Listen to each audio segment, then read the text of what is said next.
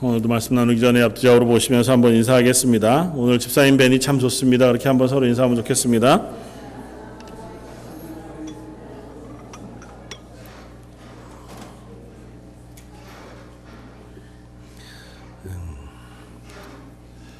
오늘은 미가서 말씀을 가지고요, 함께 은혜를 나누고자 합니다. 미가라고 하는 선지자에 대한 이야기들 우리가 익숙히 들어보기 어려운 선지자이고, 또 미가서 말씀도 우리가 쉽게 이렇게 잘 읽게 되거나 혹은 설교로 듣기가 그렇게 쉽지 않은 성경책인 것 같아 보이긴 합니다. 그런데도 7장으로 되어져 있는 미가서 말씀들을 쭉 읽다가 보시면 우리가 이 미가서 내용 중에서 찬양으로 만들어 부르고 있는 찬양들, 또 익숙히 알고 있는 본문들이 많이 있구나, 이런 것들을 좀 알게 되어지는 본문이기도 합니다. 미가라고 하는 선지자는 남쪽 유다라고, 남북 이스라엘이 나뉘어져 있는 때에 남쪽 유다에서 활동한 선지자였고요. 미가서 1장 1절에서 미가 선지자가 활동하던 시기, 그리고 하나님께서 그를 부르셨던 이야기들 우리에게 이렇게 들려줍니다. 미가서 1장 1절, 유다의 왕들 요담과 아하스와 히스기야 시대에 모레셋 사람 미가에게 임한 여호와의 말씀, 곧 사마리아와 예루살렘에 관한 묵시다, 이렇게 했습니다. 그러니까 시기는 이스라엘 남쪽 유다 왕들 중에서 요담, 아하스, 히스기야, 이 세 왕이 통치하던 시기에 남쪽 유다에서 활동하면서 북이스라엘과 남쪽 유다에 대한 묵시, 앞으로 되어질 일들에 대하여 예언했던 선지자, 그렇게 알려줍니다. 세 왕이 다스렸던 시기를 다 하면 꽤 깁니다. 그러니까 세왕들이 다 다스렸던 시기를 합해보면 70여 년 가까이 되거든요. 그러니까 그 시간 내도록 아마 선지자 활동을 한 것은 아니었을 테고, 요담 마지막 때부터 아마 히스기야가 죽기 전까지 아마 선지자 활동을 했던 사람이었을 겁니다. 그러니까 같은 시기에 선지자 활동을 했던 선지자들을 찾아보면 이사야 선지자가 아마 가장 대표적으로 선지자 활동을 했을 것이고, 또 이때 당시에 가장 큰 일이 하나 일어나는데 그게 뭐였냐 하면 북이스라엘이 멸망하는 일이었습니다. 그러니까 남북 이스라엘과 유다로 나뉘어서 꽤 긴 시간 동안 나라들을 유지해 왔었는데, 북이스라엘이 하나님 앞에서 범죄하고 또 하나님을 떠나서 악하게 살아가다가 그것이 차고 넘쳐서 결국은 북이스라엘이 아수르라고 하는 나라에 의해서 완전히 멸망하게 되어집니다. 그리고 북이스라엘에 살던 많은 사람들은 포로로 아수르라고 하는 나라에 잡혀가서 여러 지역으로 흩어져 살아가게 되어지던, 바로 그 사건이 이 미가라고 하는 선지자가 선지자 사역하던 중간에 있었던 일이에요.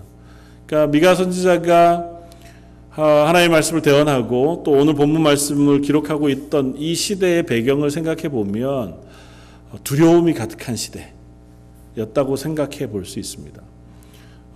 아무리 북이스라엘이 하나님 앞에서 악하기는 했어도 북이스라엘도 동족이었잖아요. 그리고 하나님의 백성으로 불리웠던 사람들입니다.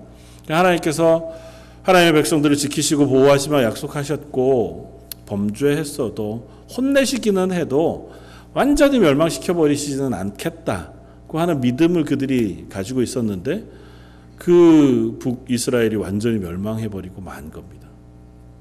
하나님을 떠나가 살다가 보니 완전히 멸망했을 뿐 아니라 북이스라엘을 멸망시킨 아수르라고 하는 나라는 아직도 거대한 제국으로 대단한 힘을 발휘하고 있어요. 그러니까 남북 이스라엘이 이렇게 접경을 대고 살고 있었으니까 북이스라엘이 다 멸망하고 나니 남쪽 유다도 아수르라고 하는 나라에 의해서 위협받고 있는 시기였고, 또 북이스라엘이 멸망하던 시기쯤 되어서 멸망할 것을 두려워해서 북쪽에 있던 백성들이 꽤 많이 남유다를 향해서 내려왔습니다. 피난 내려온 거죠. 피난 내려와서 남쪽 유다의 분위기는 그야말로 두려움, 우리도 어쩌면 멸망할지 모르겠다 하는 두려움이 가득 차 있었던 시기.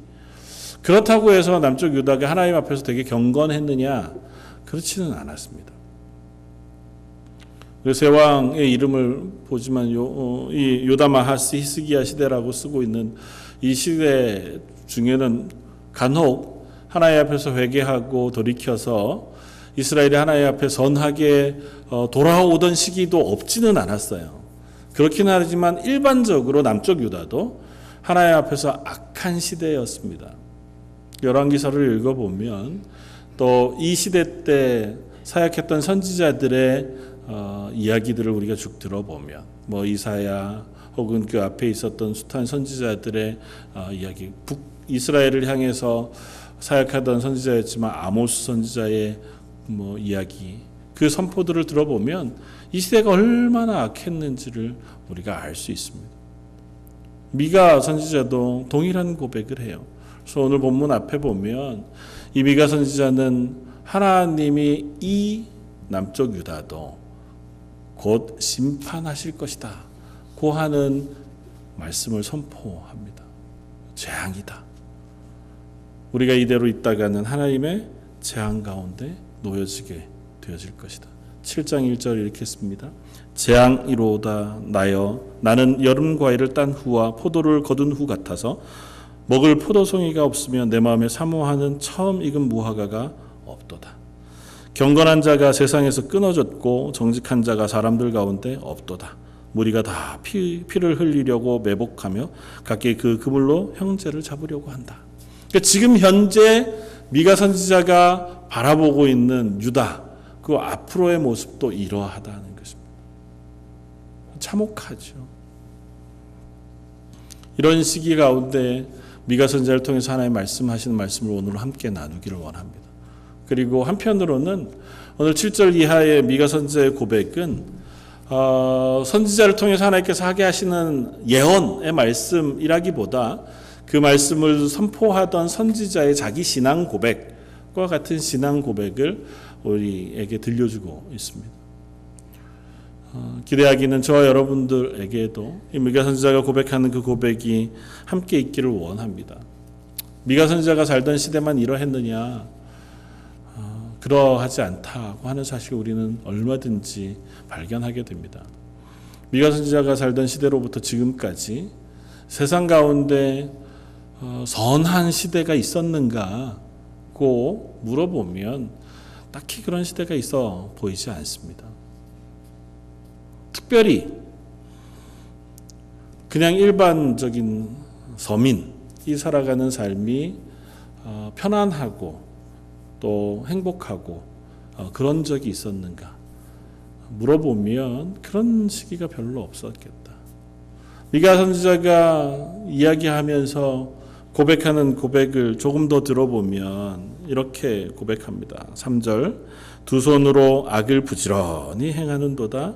그 지도자와 재판관은 뇌물을 구하며 권세자는 자기 마음의 욕심을 말하며 그들의 서로 결합하니 그들이 가장 선한 자라도 가시 같고 가장 정직한 자라도 찔레 울타리보다 더하도다.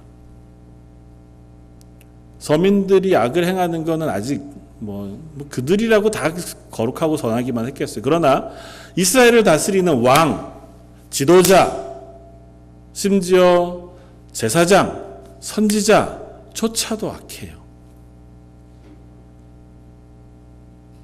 정의로 판단해야 할 재판관들은 뇌물을 요구합니다. 그리고 힘 있는 사람은 은근히 이야기해요. 내가 좋아하는 건 이런 건데, 내가 맛있게 먹는 건 이런 건데, 그 얘기는 뭐예요? 너 그거 가져오면 내가 너한테 좀 잘해주겠다는 겁니다. 뭐 어쩌면 이 사람들이 사는 삶은 그럭저럭 괜찮았는지 모르죠. 악을 행하면서도 잘 살고 있는지 그렇게 보였는지 모릅니다. 그러나 그냥 평범한 백성들, 서민들이 살기에는 이스라엘, 지금 미가 선지자가 살고 있던 시대나 지금까지 한 번도 좋았던 적이 별로 없어 보여요. 늘 힘 있는 사람들에게 압제당하고 늘 권세 있는 사람들에게 무엇인가 요구당하고 그 가운데에서 괴로워하고 힘겨워하면서 살아갔던 삶을 살아온 것이 우리들의 삶이겠다고도 생각이 되었습니다.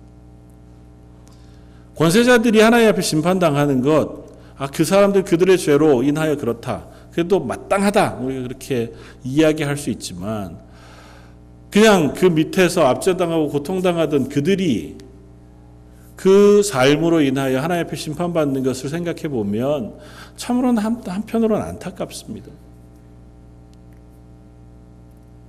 그렇다고 우리들의 삶은 괜찮으냐? 그렇지도 않단 말이죠. 가난하지만 어쩌면 힘겨운 삶을 살지만 그 가운데서도 여전히 우리는 악을 행하면서 살아갑니다. 여전히 악한 사람들이 잘 되는 것을 부러워하고 그것을 따라가면서 살아가는 삶을 우리도 살아요. 그쪽에 마음을 두고 그쪽을 바라보고 그쪽에 붙어서 조금이라도 내가 더 나은 삶을 살고자 하는 그런 시대에 미가 선지자는 하나님 앞에 고백하기를 이렇게 고백합니다. 오늘 읽었던 7절 말씀처럼 오직 나는 여호와를 우러러보며 나를 구원하시는 하나님을 바라보나니 나의 하나님이 나에게 귀를 기울이시리로다.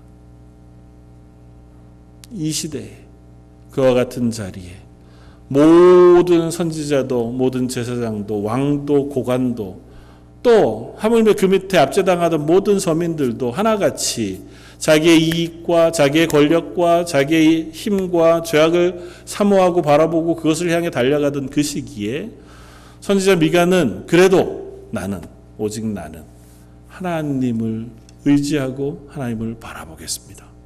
고백하는 고백을 올려드리고 있단 말이죠.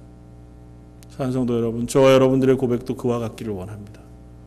지금 우리가 살아가는 시대라고 해서 별반 다르지 않으리라고 생각합니다.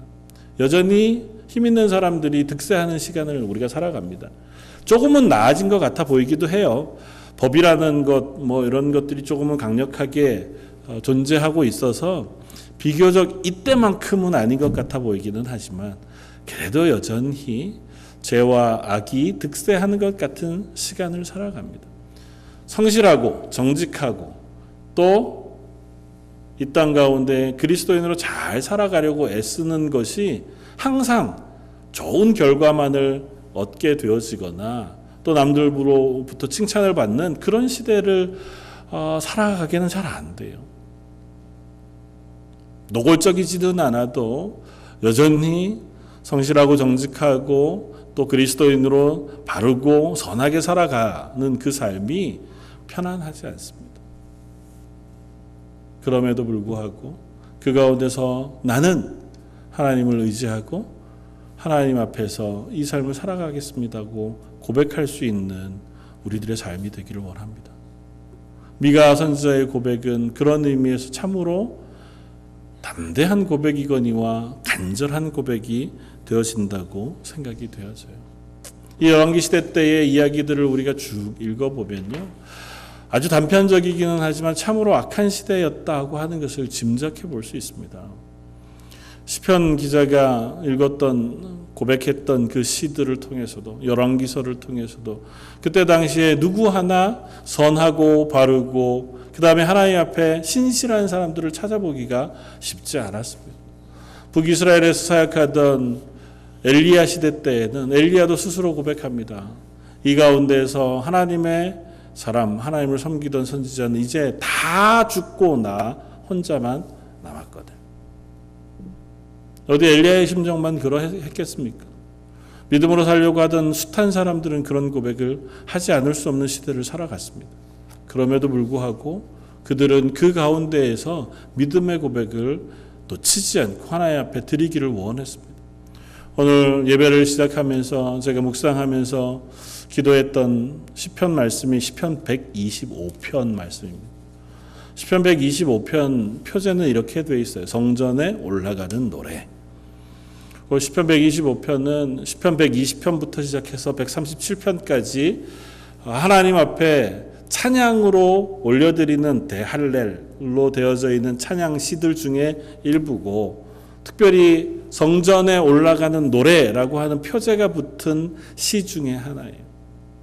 그러니까 이 시는 주로 성전에 올라가는 성도들이, 이스라엘 백성들이 성전을 향해서 올라가면서 하나님을 사모하면서 예배를 사모하면서 불렀던 찬양일 것이다, 그렇게 짐작합니다. 특별히 이스라엘은 절기 때마다 온 이스라엘 백성 남자들은 세 차례 성전에 올라가서 예배해야 했고, 그때마다 예루살렘 성전, 예루살렘 성은 그 사람들로 가득 찼거든요. 그러니까 예배 시간이 되어서 그 예배를 드리기 위하여, 제사하기 위하여 올라가는 사람들이 길에 가득했단 말이죠. 그때마다 이 성전에 올라가는 찬양들을 부르면서 하나님을 소망하고 하나님을 예배하는 그 고백들을 올려 드렸으리라, 그렇게 짐작해 볼 수 있습니다. 오늘 시편 125편은 정확히 어느 시대 때 누가 이 시를 썼는지는 잘 알 수 없습니다. 그러나 분명한 건 이 시인이 고백하고 있던 그 시대도 그렇게 선하고 아름답지는 않았을 것이다. 왜냐하면 열왕기서를 보면서 그랬던 때가 거의 없습니다. 여전히 압제당하고, 여전히 고난당하고, 여전히 힘겹고, 여전히 지칠 만한 삶을 성도들은 살았어요.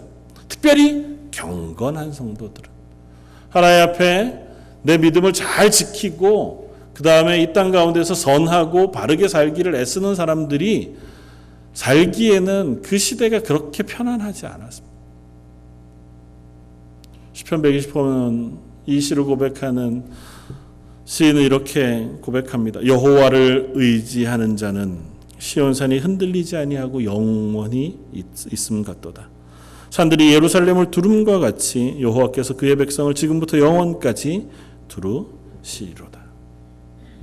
산으로 올라가면서 예루살렘 성전을 향해서 올라가면, 왜 올라간다고 표현하냐면요, 실제로 예루살렘 성전이 시온산이라고 하는 산 언덕 꼭대기에 있습니다.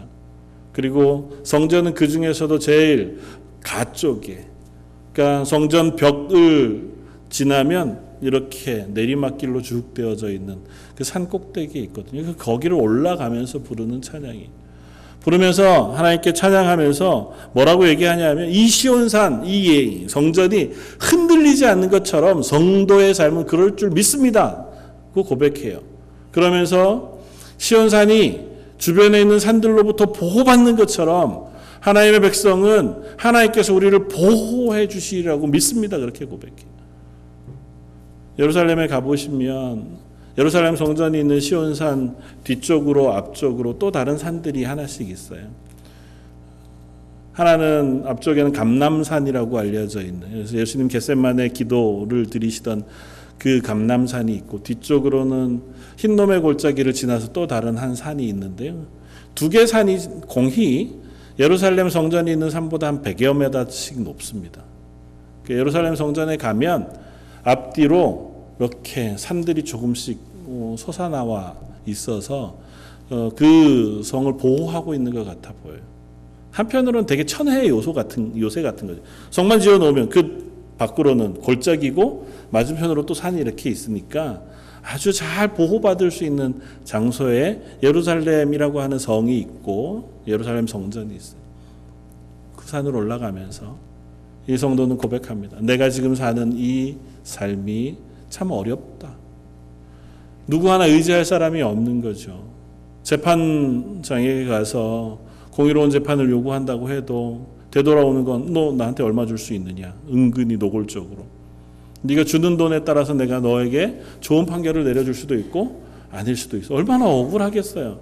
만약에 돈이 넉넉한 사람 같으면 좋지요. 그러나 그렇지 않은 사람은 그게 얼마나 답답하겠어요. 잘 살아보려고 해도 돈 있는 사람들은 저울을 속입니다. 고리로 돈을 빌려줘요. 같은 동족이고 하나님의 백성인데도 불구하고 서로를 사랑하고 존중해주지 않습니다. 서로의 것을 빼앗기 위해서 혈안이 되어 있어요. 그 가운데 살아가는 그냥 일반적인 삶, 평신도 성도의 삶은 참으로 어쩌면 답답한 시간이었을지 모릅니다. 그런 마음을 가지고 하나님의 성전을 향해 올라갑니다. 올라가면서 뭐라고 고백합니까? 그럼에도 불구하고 나는 여호와 하나님을 의지합니다. 특별히 시편 125편에 여호와를 의지한다고 하는 그 표현은 그냥 내가 누군가를 의지합니다 이런 표현이 아니에요.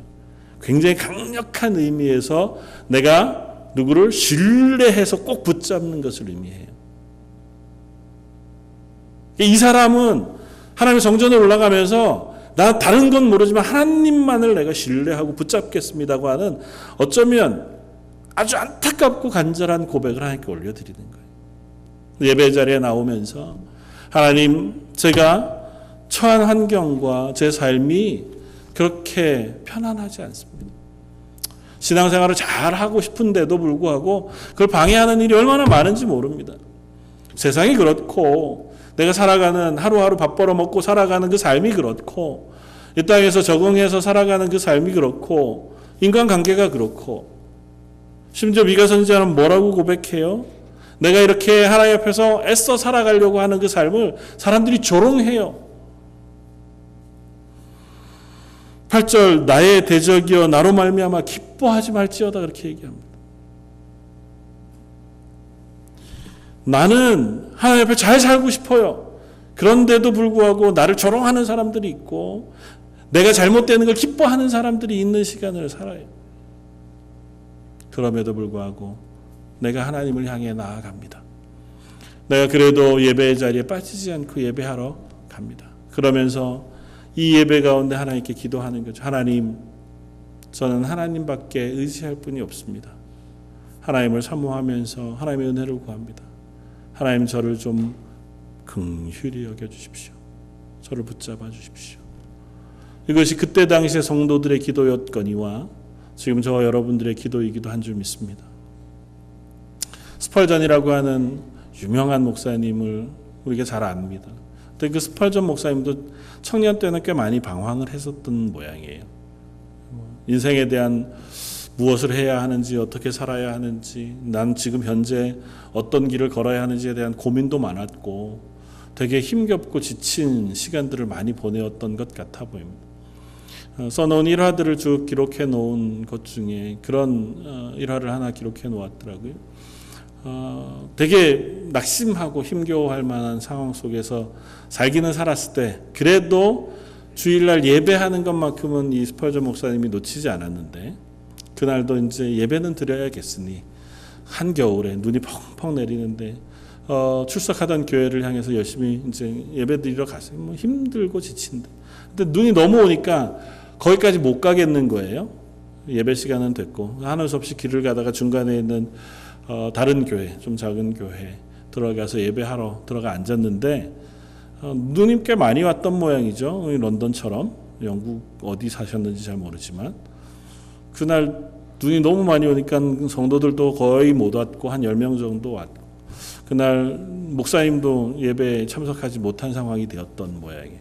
예배 시간은 되었고 그저 성도들이 10명쯤 모였으니 예배는 드려야 하겠다 생각이 돼서 의논해서 그 중에 그래도 신실한 한 집사님에게 예배를 인도를 부탁하고 함께 예배를 드렸다는 겁니다. 찬양하고 기도하고 이제 말씀한 구절을 보고 이 집사님이 설교를 하는데 뭐 준비 안 한 꼭 그 예배에 참석하셨을 거 아니에요. 그러니까 집사님이 할 수 있는 것이 많지 않아서 당신이 평소에 좋아하던 성경 구절 하나를 펴고 읽고 또 그것으로 함께 은혜를 나누고자 했다고 이사야서 45장 22절 말씀을 읽었습니다. 땅끝의 모든 백성들아 나를 앙망해라. 그리하면 구원을 얻을 것이다. 아주 단순한 이 말씀 그것을 가지고 단순하게 우리가 사모하고 바라볼 것은 다른 것이 아니고 하나님밖에 없습니다. 하나님을 의지하고 하나님을 바라보는 것이 우리 구원을 얻는 그리고 하나님의 은혜를 얻는 유일한 방법인 줄 믿습니다. 이렇게 설명을 했어요. 설교하고. 그리고 보니까 한 젊은 청년이 앉아 있는데 얼굴이 참 힘들어 보여요. 그러니까 뭐 설교를 준비하지도 많이 못했으니 한 5분 이렇게 10분 하고 나서 또 시간이 있으니 젊은 청년을 권면하기 시작합니다. 청년이 무슨 일이 있는지 모르지만 아마 힘겨운 일이 있는 것 같고 그래도 함께 예배하게 되었으니 이 말씀이 청년에게도 힘이 되었으면 좋겠다. 우리가 나 스스로를 바라보면 아무리 나 스스로를 바라보아도 소망이 없습니다. 우리 속에는 무엇인가 그럴듯한 것들을 만들어낼 만한 기대들이 있기가 참 어렵습니다. 내가 뭘 할 수 있나? 나는 어떤 것을 할 수 있지? 나는 뭐가 될 것인가를 자꾸 파헤치다가 보면 내 속에 나타나는 것이라고는 절망할 만한 것, 지칠 만한 것밖에 없습니다. 그러나 말씀처럼 하나님을 바라보십시오. 하나님을 붙잡으면, 하나님을 소망하게 되면 그때부터 우리 속에 소망이 생기고 기대가 생기고 은혜가 부어질 줄 믿습니다. 이렇게 간절한 마음으로 또 권면을 했던 모양입니다. 스펄전 목사님에게는 그 말씀이 굉장히 은혜가 되었다고 고백을 하더라고요. 그때로부터 스스로도 자기의 삶을 하나님만 바라보고 하나님을 의지하고 소망하며 그 길을 걷겠다 그렇게 다짐하고 결국에는 세계적으로 아주 유명한 하나님의 말씀을 전하는 설교자가 되었다. 뭐 그렇게 기록해 놓은 일화를 읽은 적이 있습니다. 그런 줄 압니다. 우리가 환경을 바라보고 나 스스로를 바라보아서 그 속에서 위로와 소망을 얻기가 참 쉽지 않습니다. 늘 그러해 왔고 또 우리들 바라보기에도 그래요. 미가 선지자가 그렇게 고백합니다. 난 여호와를 앙망하겠습니다. 여호와를 의지하겠습니다. 여호와께서 나에게 귀를 기울여 주실 줄 믿습니다. 그러나 그 미가 선지자는 그럴 만한 게 아니에요. 그를 향해서 대적들이 여전히 공격해 오고 처한 상황이 어렵습니다. 미가 선지자가 사역하던 시대가 악했고요. 미가 선지자를 도울 만한 사람들이 많이 없었어요. 미가 선지자는 그래서 9절 8절에 이렇게 고백해요.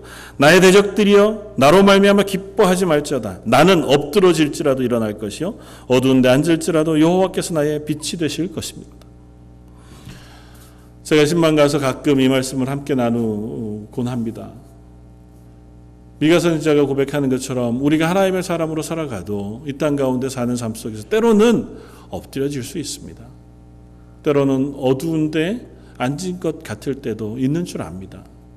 그것이 어떤 이유에서건 그것이 신앙의 자리에서 영적인 문제이건 아니면 육체적인 문제이건 아니면 뭐 삶을 살아가는 어떤 경제적인 이유에서건 어떠한 상황에서건 우리가 하나님을 의지하고 살아가려고 애쓰는데 그리스도인으로 잘 살고 싶은데 난 신실하게 하나님의 백성으로 서고 싶은데도 불구하고 넘어질 때가 있고 우리를 어두운데 앉혀놓은 것 같이 깜깜한 현실 속에 있을 수도 있는 줄 압니다. 그러나 미가가 고백한 것처럼 우리도 이와 같은 담대한 고백을 할 수 있기를 원합니다.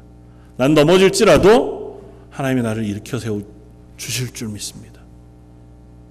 내가 어두운 데 있다면 하나님께서 나에게 오셔서 빛이 되어 주셔서 그 어두움 가운데서 빛으로 인도해 주실 줄 믿습니다. 사랑하는 성도 여러분, 하나님은 이 약속을 한 번도 어기신 적이 없습니다. 성경에서 이 약속을 한 번도 포기하신 적이 없어요. 하나님 우리에게 찾아오셔서 우리의 빛이 되어 주시겠다고 분명히 약속하십니다.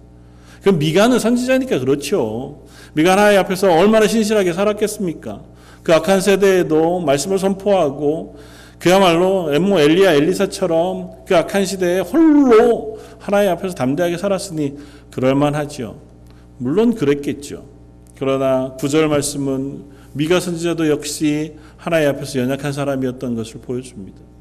9절에 이렇게 고백합니다. 내가 여호와께 범죄하였으니 그의 진노를 당하려니와 마침내 주께서 나를 위하여 논쟁하시고 심판하시며 주께서 나를 인도하사 광명에 이르게 하시리니 내가 그의 공의를 보리로다.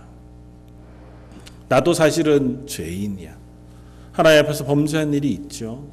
미가 선지자는 어떠했는지 모르지만 그리스도인으로 살아가는 우리의 삶이 하나님 앞에서 잘 살고 애쓰고 하나님을 의지하고 하나님을 소망한다고는 하지만 또 하나님 앞에서 범죄할 때도 많이 있는 사람인 것을 고백합니다. 어느 누구도 하나님 앞에서 완전할 수 없고 완전은 고사하고 지난 일주일 그래도 나는 잘 살았다 얘기하기가 참 쉽지 않은 것이 우리의 삶인 것을 봅니다. 우리가 발디디고 있는 땅이 악해서이기도 하지만 근본적으로 우리는 죄악의 사람들이에요. 그렇기 때문에 우리는 하나님 앞에 범죄하는 사람들인 것을 고백합니다. 미가 선지자는 고백합니다. 내가 여호와께 범죄하였으니 그 때문에 내가 진노를 당할 수 있다고 믿는다. 우리도 그럴 줄 모릅니다. 그러나 하나님은 진노로 끝내시는 것이 아니라 그것을 징계로 우리들에게 베푸시되 그 가운데서 우리를 위하여 논쟁하시고 우리를 구원하셔서 하나님의 은혜의 자리로 우리를 옮겨 놓으시는 하나님이십니다. 그거 고백한단 말이죠. 저 여러분은 그런 하나님의 은혜 때문에 이 자리에서 예배할 수 있는 하나님의 사람들 되어진 줄 믿습니다. 저희가 하나님 앞에서 신실했기 때문에만이 아니라 우리는 부족하고 하나님 앞에서 범죄해 하나님의 공의의 심판대 앞에 서면 바로 얼굴을 들고 설 수 없을 만한 죄인이지만 우리가 아직 죄인일 때 우리를 대신해서 하나님의 아들 예수 그리스도께서 이 땅에 오셨고 우리의 죄를 다 지시고 십자가에서 대신 죽으심으로 우리를 그 죄악 가운데 건져 의로운 하나님의 은혜의 자리에 옮겨 놓으신 줄 믿습니다.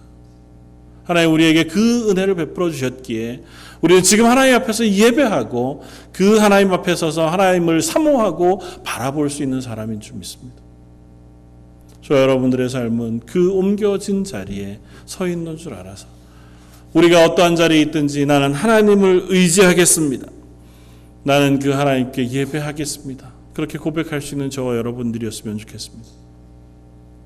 시편 125편 그 찬양을 부르던 숱한 이스라엘 성도들을 생각해 봅니다. 그들이 당하던 압제, 그들이 처해 있는 그 고난의 시간들. 사실은 지금 저희는 그때를 잘 짐작하기 어려워요. 그때는 고사하고 100여 년 전의 삶도 우리는 다 짐작하기 어렵습니다. 근데 보면 역사적인 고증들을 우리가 살펴보면 우리가 주로 아는 건 그때 왕, 귀족 이런 사람들의 삶이에요.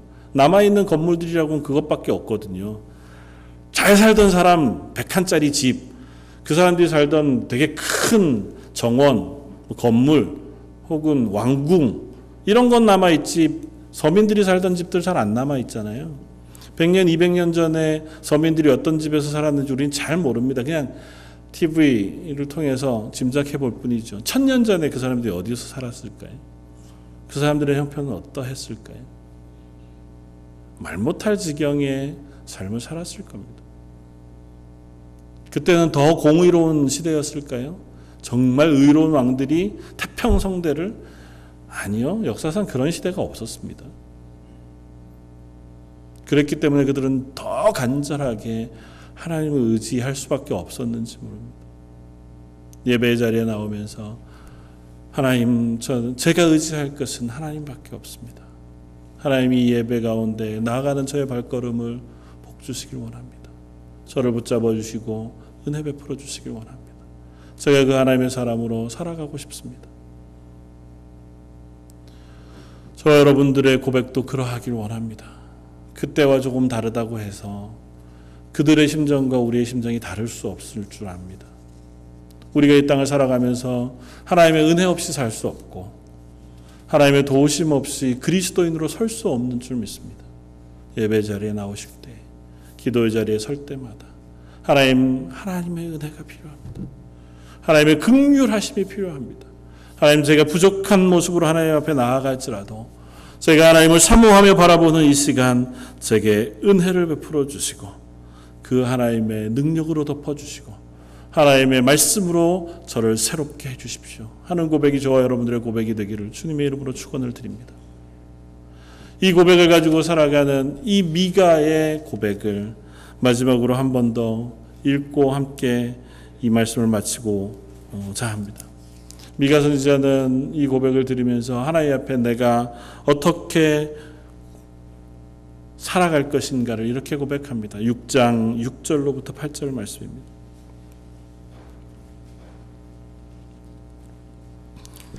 (6장 6절부터 8절까지) 우리 한번 같이 읽으면 좋겠습니다.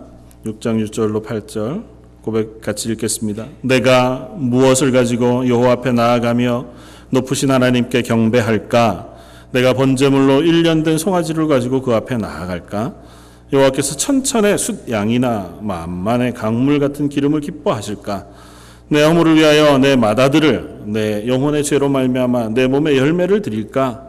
사람아, 주께서 선한 것이 무엇임을 내게 보이셨나니 여호와께서 내게 구하시는 것은 오직 정의를 행하며 인자를 사랑하며 겸손하게 내 하나님과 함께 행하는 것이 아니냐.